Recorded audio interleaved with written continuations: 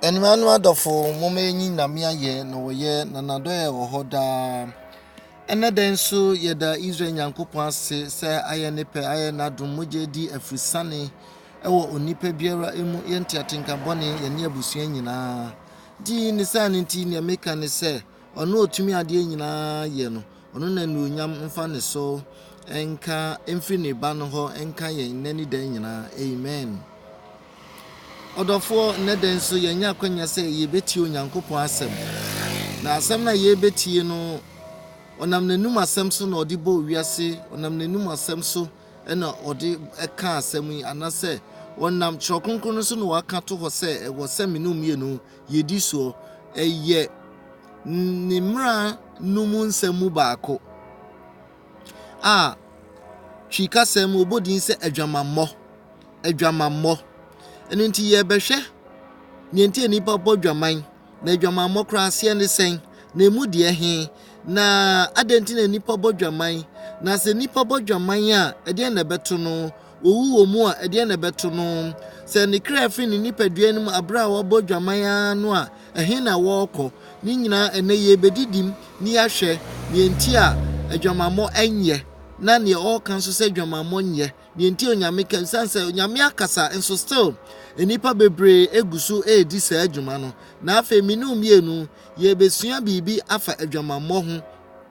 nienti adwamammo nye na Onyankopon ayen adom ama yatumi adwane afiri mu meda wase ene menko adusua ne so enedai yo yadisua no sene medical kano sene obibini atu din se adwamammo yebehu no Galatians chapter 5 verse 19 through to 21 adwamammo no ewo ho Paul ene chokoma Galatifo Kristofo no na se Paul chokoma Galatifo Kristofo no a ene ye akwa me ya kwadwo kwaku onso ye Kristoni ana unye Kristoni se oka Kristofo ho dia ene na asem wonso me pacho ekoma enu nti asem ene oni ye che ne se adwamammo yenhwe asembise edikan osi eden na ema wonipa bo adwaman eden na ema wonipa bo adwaman ye hwe nienti ema enipa bo adwaman emuaye edikan nie akono ma ne marima ntade hyemu so se oka akono a na chese oba sha atade na ne ho dro wo mu a na ne ho ye bema bi akono anase bema bi nso shatade na chechire no ana oyi ne bosu nyi atade a wahye no se ne wasi ahye no tum se ne ho adro wo mu emema bebre eto masin tudua enti oka akono a ewo oba afa ene wo obema nso afa enti akono ma ne marima ntade hyemu ne tasumenu ye namfofa num bi betumi ama yabo adwaman so anwo bipacho mawure mfi asemisa no edien na de adwamammo eba namfofa num bi betumi ama onipa abadwaman amna se obetumi ama wo a woye nadamfo no abadwaman obekwa akoka bekan asem muaye etoso miensa nada akwan so ebetumi ama yabo adwaman nada akwan so obi betumi adada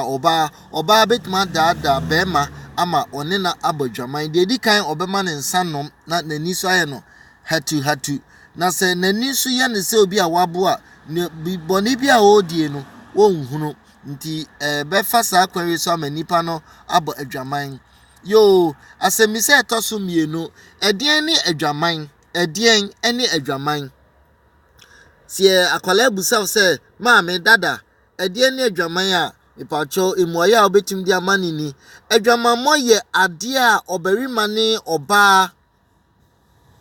onware ye obarima ne oba a onware no ehyiamu wo mpaso anase wone no eye nia emfata se oba ne barima ehyiamu bronisi sex eno no ena ye bodin se eye adwaman obo adwaman onware no nso one no ehyiam Nia tosu mienu eye adwaman bo nso ne se obarima ehwe oba na ne kon do no a otumi ne no da wo nakomam. Adwamammo no bi nso ne se obarima hwe oba na ne kon do no a otumi ne no bo adwaman nakomam se ne Yesu kan ye no se okan wo Matthew 5:20 5 for echo was say me kama kire mu se nukre se obarima hwe oba na ne kon do no a na wafa nakomam mu dada. Ema bebre nso yesa nenso Bible di abribia okasa oni barima ne kasa yo muaya etoso miensa osi se oba ana obarima ware ni die onware no hu hyiamu a se oba ana obarima ware ni die onware no ehyiamu a omo abodwaman tie kasa die ne adwaman a ena mabobo so a kyerɛw no yenhwɛ asemisa etoso miensa ehefa na nipa binum bo ana obetumi abodwaman ehefa ena enipa binum ebo adwaman anasa obetumi abodwaman ewumu aye ne sen moye bi ne se nipa binum bo adwaman wo oba nipa binum bo adwaman wo oba ne ne kunu mpaso oba ne ne kunu oba no wawari no akofa be ma foforo ne no de abeto empa won ne married couple edaso no on na bodwaman wo so nse question is ehemfa. Number 2 ebinum bo adwaman wo asori fie mu ene asofo atrofo a enyei osi nyame se me nkɔ wawode ho na wonne wa bodwaman wo popent no so anase edan bi eben ho a otumo yeye no anu wa bodwaman nipa bebre eye saa wo nyame fie asori fie sanse wonim se onkronkron ni ho enunti ono be bodwaman onsuro ne etaso miensa adwene mu ne nipa akomam ehemfa adwene mu ni enipa akomam ena ebi bodwaman o bodwaman wo nakomam sane oba na sia ye ne ho na sane osi ye ne ho nti no nakoma nyina adore adwaman edi no one no bodwaman wo adwene mu ene akomam yenhwe ne ye nyame hu ye mobo asemisa etoso 9 ipacho fa eyi no ekire me so na me musa asemisa etoso 9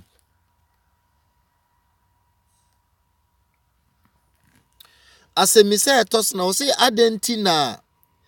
nipa bo adwaman adenti na nipa bo adwaman adentra wa hwa adenti na nipa bo adwaman yenhwe yenti a enipa binum ebo adwaman 1 akonontra 2 nipa insro Onyankopon ntra ne toso menu no nipa insro Onyankopon ntra ne toso miensa obonsam na ema nipa bo adwaman obonsam na ma enipa bo adwaman asemisa etoso num ekwan ben so ena nipa binum efa ebo adwaman ekwan ben so ena enipa binum efa ebo adwaman moye edi kanie ekwan no bi ne se obarima bedada oba ekwan ne etoso mienu ni se oba nso bedada obarima unim se mapi tumi dada merima obedada no o meni obeye sei meni obeye se no odada no on se oba betimi a convince bema se ne bema convince oba no so I love you my dear say ni say no de ne say ne na mo ho no oye ne ho no cheche ne ho bi obehwa na afei ohu afo obehwa na afei okondo no obehwa na afei oni no awura empa oni no da mpa so na mo ye ne Onyankopon pe enunti oba nso betumi adada obarima ni etoso miensa o se ekwan bi ne se wodi sika beto oba no akoma so na wafa no se na damfo dedi kan odi sika betuma dada oba no na koma obewi ni oba na koma na se